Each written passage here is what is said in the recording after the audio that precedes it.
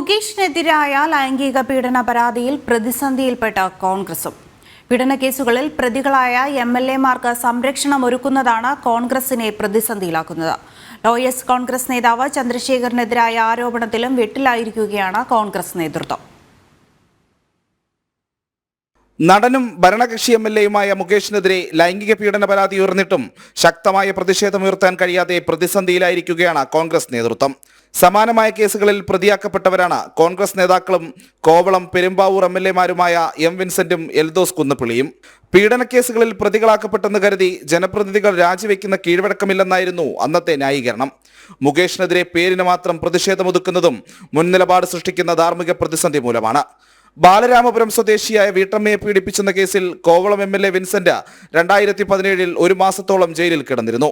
MLA കടയിലും വീട്ടിലും വെച്ച് പീഡിപ്പിച്ചെന്നായിരുന്നു മൊഴി.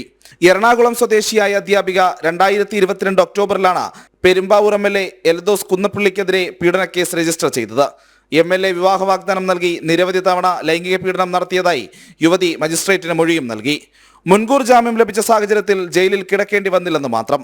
കോൺഗ്രസ് അഭിഭാഷക സംഘടനാ നേതാവ് VS ചന്ദ്രശേഖരൻ തെറ്റിദ്ധരിപ്പിച്ച നിർമ്മാതാവിന്റെ മുറിയിലെത്തിച്ചുവന്ന നടിയുടെ വെളിപ്പെടുത്തലും കോൺഗ്രസിനെ വലിയ പ്രതിസന്ധിയിലാക്കി. കോൺഗ്രസ് നേരിടുന്ന ധാർമ്മിക പ്രതിസന്ധി തന്നെയാണ് CPM-ന്റെയും ആശ്വാസം. ജനം, തിരുവനന്തപുരം.